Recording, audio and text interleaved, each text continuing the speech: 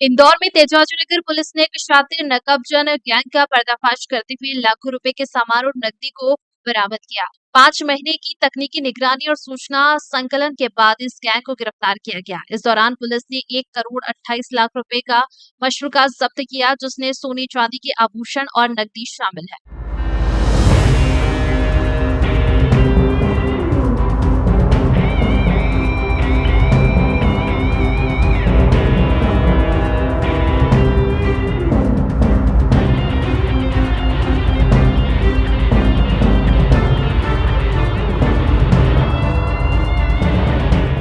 इंदौर में अपराधों के खिलाफ चलाए जा रहे अभियान के तहत तेजाजी नगर पुलिस ने शातिर नकबजन गैंग का पर्दाफाश किया। यह गैंग लगातार नकबजनी की वारदातें कर रहा था और पुलिस ने इसे पकड़ने के लिए तकनीकी निगरानी और सूचनाओं का सहारा लिया। इस गैंग के सदस्य मध्य प्रदेश और महाराष्ट्र के विभिन्न इलाकों से जुड़े हुए थे। तेजाजी नगर पुलिस ने 5 महीनों तक चल रही निगरानी के बाद बागटांडा के शातिर नकबजन गैंग को गिरफ्तार किया। यह गैंग घरों के ताले तोड़कर सोने चांदी के आभूषण और अन्य कीमती सामान चुराता था। पुलिस ने इनके पास से 1 किलो 60 ग्राम सोने के जेवरात, 6 किलो 240 ग्राम चांदी के जेवरात, 3 लाख रुपए नकदी और 2 बाइक जब्त की है। गिरफ्तार किए गए आरोपियों में से 4 के खिलाफ अन्य राज्यों में भी कई मामले दर्ज है। इनकी गिरफ्तारी के बाद पुलिस ने घटना में प्रयुक्त औजार जैसे कटर, फालिया, टॉमी और जैक भी बरामद किए। इंदौर से MP एक्सप्रेस 24/7 की रिपोर्ट। सारे नए दिख रहे हैं। देखिए, ये लोग क्या करते थे, जैसे जो इनकी मोडस ऑपरेंडी रहती थी कि ये लोग चोरी करते थे। चोरी करने के पश्चात ये एक जो इनके ऊपर, जैसे कि आप इसमें देख पाएंगे, एक रम्मू करके व्यक्ति है, तो सभी चोर मिलके उसको पूरा सोना जेवरात उसको दे दिया करते थे। फिर इसका और जैसे कि जो सोनार वगैरह हो गए, जो ज्वेलरी की शॉप वाले हो गए, उनके साथ इनका लिंक रहता था, जिनको ये सस्ते दामों पर ये चीज़ बेच दिया करते थे और तत्पश्चात उसको गला देते थे। तो इस प्रकार इनकी निशानदेही पे हमारे द्वारा कई सुनारों को इसमें चिन्हित किया गया, जिनसे हमारे द्वारा जो उन्होंने जो चोरी का माल खरीदना कबूला और उनसे जब्ती हमारे द्वारा सुनिश्चित की गई है। सर, ये सुनारों को भी आरोपी बनाया है? देखिए, इसके अंदर 2-3 फैक्टर्स रहते हैं। जैसे एक हमको ये देखना होता है कि जो स्टोलन प्रॉपर्टी है, तो क्या आगामी व्यक्ति को पता है क्या कि वाकई स्टोलन प्रॉपर्टी है, और तो हमारा जो कि जैसे अभी प्राइमा फेसा हमने इसमें खुलासा किया है, तो आगे इन्वेस्टिगेशन जैसे बढ़ेगा तो सबूतों के आधार पे हम ये सुनिश्चित करेंगे कि अगर उनको पता था पहले से ही कि अगर इसके अंदर ये स्टोलन प्रॉपर्टी है, तो उनको भी डेफिनेटली पूरे ही प्रकरण में आरोपी बनाया जाएगा। सर, ये घर पे दबिश देते थे तब क्या मिलते नहीं थे? घर से बाहर रहते थे अधिकतर इनका? देखिए, जैसे कि आप पूरे ही प्रकरण में देखेंगे तो जो नेफिस, जो हमारा फिंगरप्रिंट जो रहता है, ये महाराष्ट्र से भी फिंगरप्रिंट में फ़रार है, सीहोर से भी फ़रार है। तो इस प्रकार ये अंतर्राज्यीय गिरोह है, जो ना केवल इंदौर के अंदर बल्कि महाराष्ट्र हो गया और देश के अन्य राज्यों के अंदर भी इस प्रकार की वारदात को अंजाम दिया करते थे। तो मोस्ट ऑफ द टाइम हमारे लिए इनको पकड़ना इसलिए डिफ़िकल्ट रहता था क्योंकि मोस्ट ऑफ द टाइम या तो ये किसी अन्य जेल में निरुद्ध रहते थे या फिर ये किसी अन्य जगह पे वारदात करके फ़रार रहते थे। तो इसके लिए हमारे द्वारा पिछले 5 महीनों से, जैसे कि आदित्य ने बताया कि पिछले 5 महीनों से लगातार टेक्निकल इंटेलिजेंस हमारे द्वारा गैदर किया जा रहा था। साथ ही साथ ह्यूमन इंट भी हमारे द्वारा इसमें बनाया गया था। तो उस प्रभाव से जब हमको इनकी उपस्थिति का पता चला, जब हमने टीम भेज के इनको राउंड अप किया। राज्यों में पुलिस को तलाश की?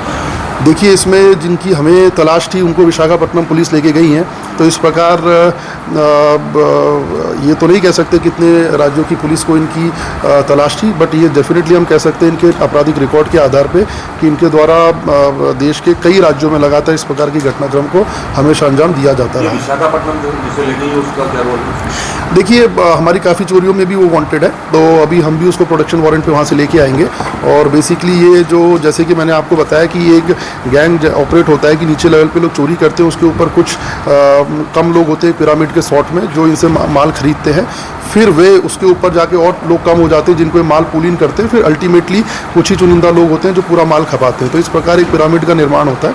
तो इस प्रकार इसमें बहुत से लोग हैं, किंतु जैसे कि आदित्य ने भी आपको बताया कि हमारे द्वारा बागटांडा गैंग पे लगभग साल भर से काम किया जा रहा है। तो जो डेटाबेस हमने बनाया है वो काफ़ी पुख्ता डेटाबेस, और लगभग हमने वहाँ पे ऑपरेट होने वाली सभी गैंग को हमने चिन्हित कर लिया है। साथ ही साथ उनके मेंबर्स को भी हमने चिन्हित कर लिया है।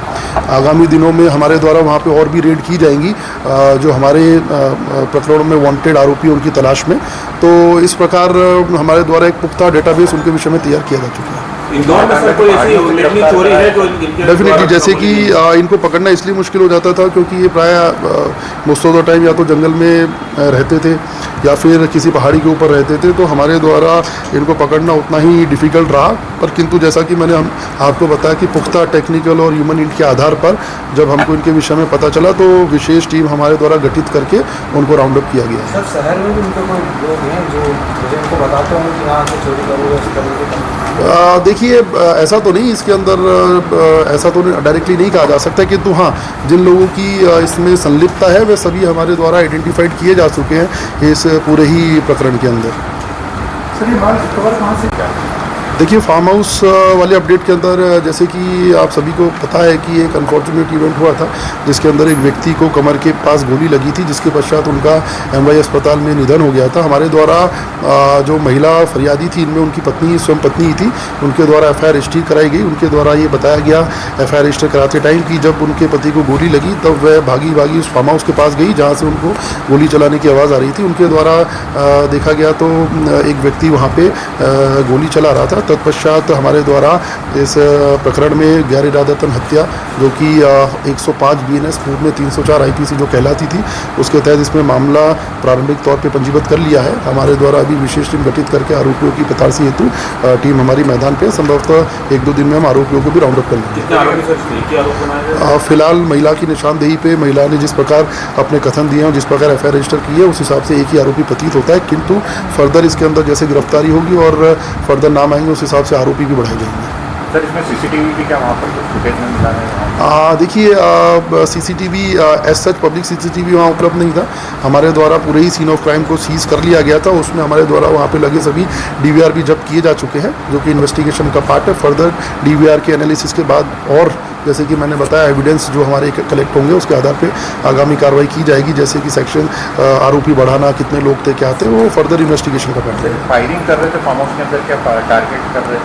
देखिए, अभी इस एग्जैक्टली क्या घटनाक्रम है उसको हम एग्जैक्टली नहीं कह सकते क्योंकि जो महिला फरियादी है जो उस वक्त अपने पति के साथ थी जब उनके पति को गोली लगी थी, तो उनका ऐसा कहना है कि वह जब फार्म हाउस की तरफ गई थी तो उन्होंने एक व्यक्ति को फायर करते हुए देखा था। तत्पश्चात वे व्यक्ति उसको जो घायल था उसको अपनी गाड़ी में रख के एमवाई अस्पताल लेके गए थे इलाज हेतु। तत्पश्चात जब इलाज के दौरान उनकी मृत्यु होगी तो वे उनको वहाँ से छोड़ के चले गए थे। तो फिलहाल हमारे पास इतनी जानकारी है, किंतु जैसे ही मैंने आपको बताया कि CCTV फुटेज जैसे हमने DVR जब्त की है तो DVR जैसे ही उसका एनालिसिस हमारे द्वारा किया जाएगा, साथ ही साथ इसमें जैसे ही गिरफ्तारी होगी तो और अन्य खुलासे होने की भी पूर्ण संभावना है। अब मैं एक फ़ोटो करवा लेना आरोपी